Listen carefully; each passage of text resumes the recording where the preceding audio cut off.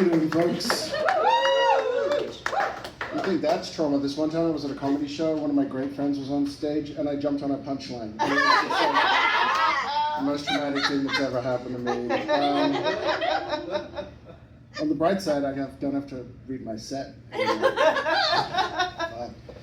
So let me get this straight. There were a bunch of young black people on a boat with old white people in inhumane conditions. I think I've seen this movie. I think my ancestors saw this movie. Oh, you ever have one of those weeks where like nothing major goes wrong, but a whole bunch of little shit goes wrong, and you just want to keep punching things until they explode? Yeah. Oh fuck. So this week, I should have known it was going to start off bad. When Monday morning my alarm goes off, that was the first bad sign. And I'm like, there's no fucking way I'm getting out of bed without doom scrolling. And the first thing I see is new science suggests, and I'm like, this is a great way to start the week. Open the article. New science suggests that kinks are hereditary.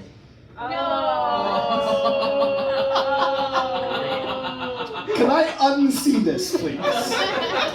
So now I have to figure out if it's my mother or my father who really likes feet. And please God, don't let it be on the same gene as the other shit my dad's into. And then I couldn't go to Starbucks for a coffee, so I had to get my coffee from McDonald's, which isn't the worst thing. But I got my coffee with 1 cream. My friends, when you say 1 cream at McDonald's, if this coffee was any whiter, it would have refused to sit next to me on a bus. Like, that is not 1 cream unless the cream came from an elephant who was having a really good time. Did you know? This is something else I learned from Reddit. It was in the same subreddit. Elephants masturbate by jumping up and down and bouncing their penis off their chest. Honestly, same. I don't post about it on Reddit. I love this. This setup is great. It's like I'm on The Voice, but you all already turned around. Which I think is a good thing, right? That's great. Yeah. Can we get a moment for the fit? Yeah. So shiny. Clothes by Shein, hair by KFC, body also by KFC. It's great actually to be here. I love the ship. I don't get to bars much, especially not salad bars. But the great thing about Newfoundland is it's the gayest province. This is just fact. We get to do Pride twice. Yes. I love how like we do Pride in July because June is too cold, but then in July we have to cancel the Pride parade because it's too hot. Can we make our minds up here? This is great. Somebody said to me once, "Why are you doing stuff during Pride? Aren't you straight?"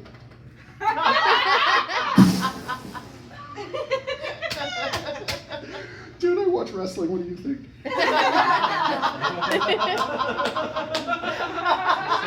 Honestly, men liking wrestling is such a green flag. If you are a person who dates men and this man likes wrestling, that's a huge green flag. Because they are very comfortable watching men in their underwear, who are oiled up and exist purely for their cosmetic appeal. And they are into role-playing and pretending. And also, let's face it, wrestling is just burlesque with a couple more chairs. That's it. That's all it is.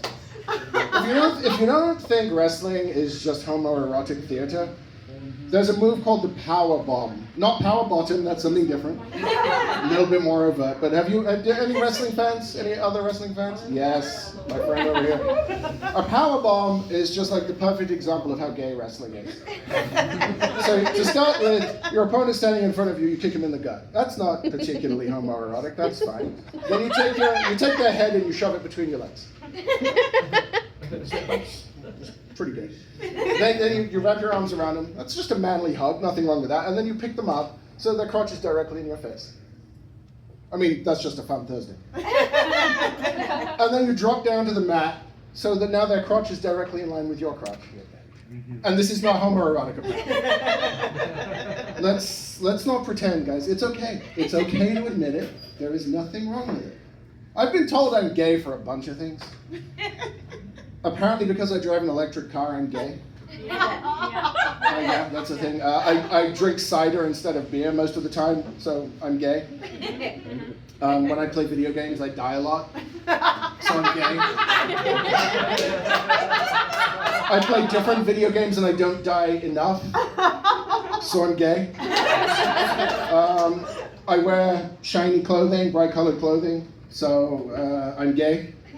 Which, this was all news to me. I just thought it was because I like to suck dicks every now and then. That would have made more sense. At least I could understand that. I don't know. What am I talking about? I like to think this outfit is gay maxing. But I'm not quite sure how to pronounce that so you can hear the two X's. That's the thing. Anyone else been watching the World Cup?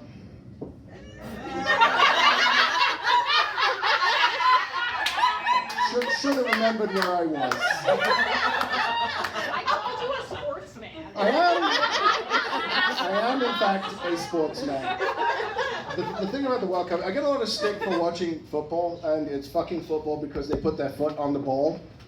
But I get a lot of stick for this because, you know, they do a little bit of the drama. They do a little bit of the overacting, you know, when someone like touches them and they go flipping and rolling 17 times across the pitch. And I get it. That's over dramatic. Let's not pretend here, folks, all right? Y'all North American sports where you need 80 pounds of pads to play the same sport that Europeans play with nothing. Rugby is a man's sport and a women's sport. The women's rugby teams are actually brutal. I would rather play American football with no pads than play rugby against women. Those people are scary. But let's not pretend that like American sports are any less dramatic, okay? But the World Cup's got a lot of controversy going on right now because apparently Donald Trump is getting his oar stuck in there. We don't need to talk about him. But there's also this thing where they stop the match, right? Like they figured out a way to turn football into 4 quarters instead of 2 halves, and it's just driving me nuts. So let's talk about masturbation instead. Folks, I'm on a mission to reclaim it. So, as a man, if I go into a clothing store, like a Winners, for example, which is a great place to get a gift card to. That joke was for literally 2 people. It's like 80% women's clothes. 15% children's clothes, and then there's a little corner that's like, yeah, you guys can put some shit on, I guess. And if you go into Our Pleasure, it's much the same. Well, it's like 95% women's toys, 5% men's silicone in various shapes. That's all it is, right? It's like, there's the only 2 places where women are catered to way more than men. And you know what? More power to you. But I'm on a mission to reclaim it for men. Masturbation is fucking great. Did you know you can buy sex toys on Instacart, by the way? I just take great pleasure in doing that and then canceling the order after I know they've gone to the checkout with it already. It's like, but I actually, I figured I was going to jump in with both, I'm going to say feet, but given my opening joke, I think that might come off a little different. Come off. So I went into Our Pleasure and I made the plunge and I bought myself a toy, but they didn't have it in stock, so it was going to be shipped to me. It's very nice. And they said, don't worry, because I was. It'll be in discreet packaging.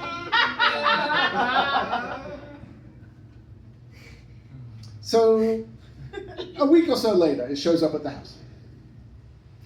And it is in fact, a brown box, very plain, and it's just like, you know, something logistics. I'm like, okay, cool. That's pretty discreet. I get it, and I'm kind of excited because I'm home alone. I take it downstairs and I open the box, and inside the plain brown box is a black box with neon letters on the signs that's on the side that says, Masturbator. That's not so discreet.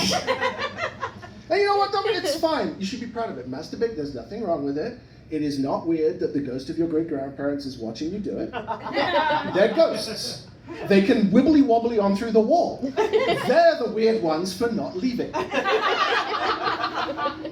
Have fun. Do you, literally. And the reason I'm reclaiming is because I got told to go fuck myself so often, I figured I just might as well listen at some point.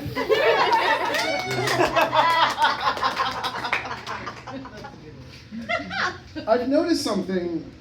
You know, Newfoundland's a great place. I've been here 20 odd years now. I'm not from here, by the way. I don't know if that was obvious. Apart from having 2 Pride months, there's something special about the white people here. Apart from the fact, like I was in Wendy's and someone asked if the cheese they put on their chili is spicy.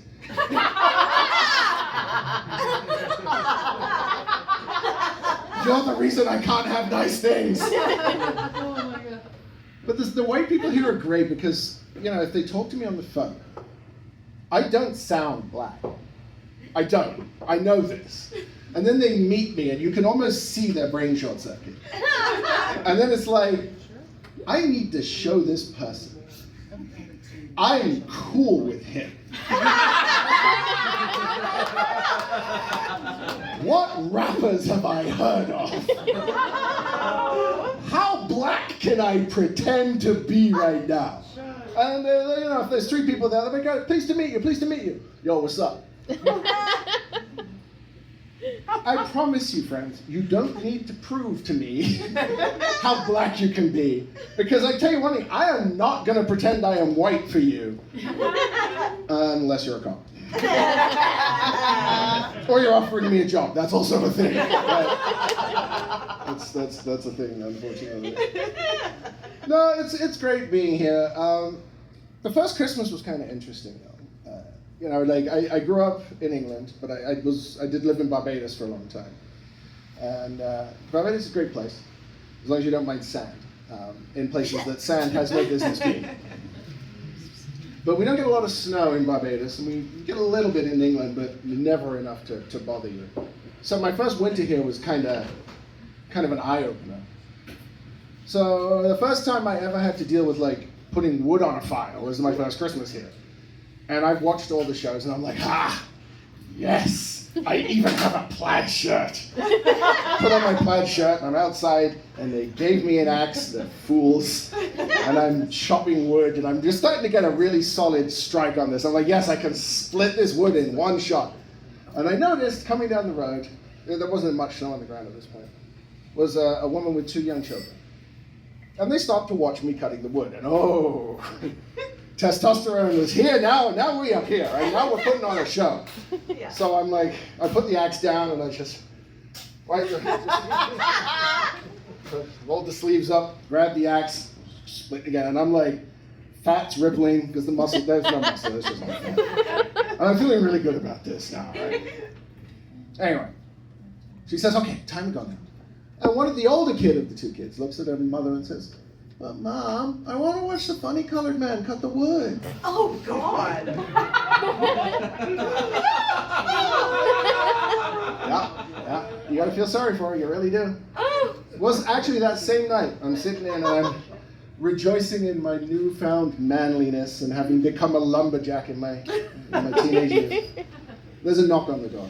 It so happens it is December 23rd, which I didn't know at the time, but apparently that's a day. Right? Tibbs Eve, I think it's called? Yeah, great. So, knock on the door. I'm like, all right, guess I'll go answer it. Feeling pretty manly tonight. What the fuck? Let me ask you a question, friends. Do you have any idea how terrifying it is as a black man? No, well, of course you fucking don't. I'm the diversity hire. It is incredibly fucking terrifying as a black man to open the door and see 4 or 5 hulking white men in hoods on your doorstep.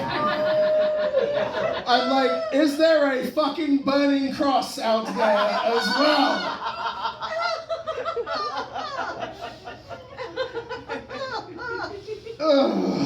I gotta leave you on 2 quick hitters, and these are both true stories.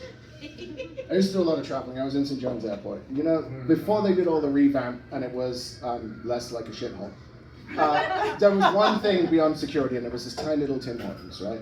And the woman working behind there, I'm pretty sure they built the airport around her. But she knew everyone, and because she's there every fucking morning, she recognizes me every time. And in front of me was a woman also clearly not from here.